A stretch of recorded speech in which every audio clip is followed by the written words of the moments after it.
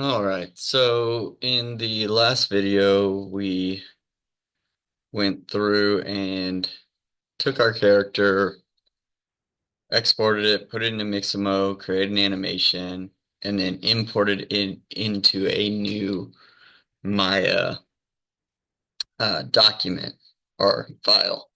And so when we play it, looks good, has the animation.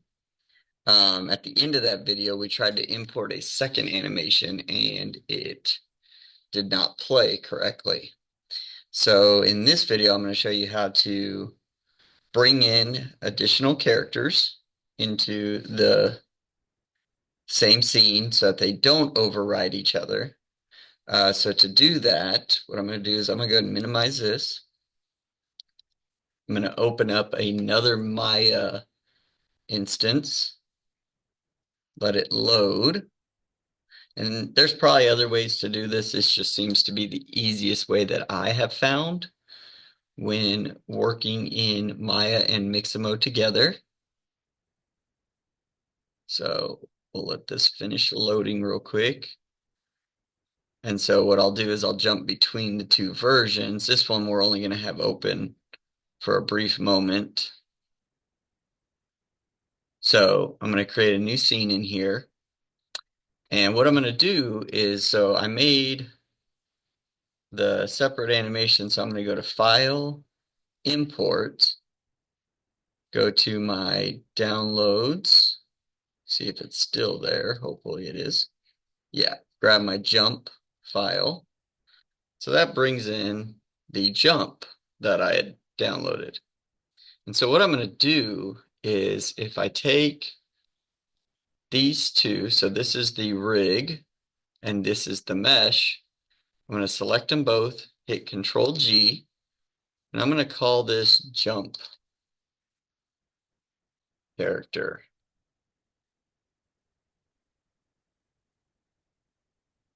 Now if I take that and I actually just select it and just do Control C to copy it, and go back over to this one, do Control V. And so it pastes it in now. Because it was created in Mixamo, it's in the exact spot of the other because that's Mixamo starts them out at that center point. But if I look, I've got my group here. It says pasted jump character. And then it says pasted cube, Mixamo hip. So what I'm going to do is name this jump character. See if it'll let me label this one. I'll just add jump at the end of it. What I'm going to do is drag this out by holding middle mouse button and pulling. That drags it out of there. Same thing with this one, drag it out by holding middle mouse button. Then I'm just going to delete this group. This one is my walking character, so let's go ahead and rename that walk. And then this one, walk character. So now what I will do is I've got these two characters, or these two pieces to make up the walk animation. So I'm going to select them both. Oop, did I label it wrong? Sorry, this one was wall, not the character. This one is the walk character. Don't want to join his rig to the wall. So I'm going to select those two, hit Control G, and I'll just call this walk group. Then I'm going to select these two, Control G, call it jump group. And now they're still stuck in the same spot, and I can't just move them. Like if I move this, it separates. Same thing with the other one. If I try to move it, it separates. So what we got to do is I'm going to go into my walk one. I'm going to select the rig and I'm going to hit Control G. Now I'm going to call this walk control. And if I select this particular one, I can move it. When I do, it makes its starting point wherever I put it. If I want, I can rotate it, and it'll do the same thing.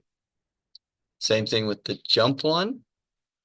I'm going to go inside of it, grab my rig, hit Control G, call it jump. Control.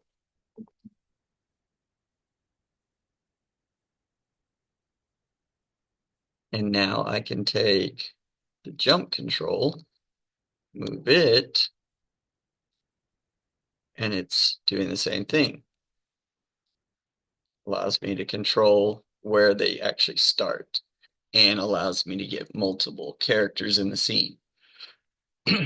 So that's how you can bring in multiple characters into one scene and then actually move them from the starting point to put them where you want them to be for your particular piece. So maybe this guy is walking down the street and all of a sudden this guy jumps out of the way of him or something.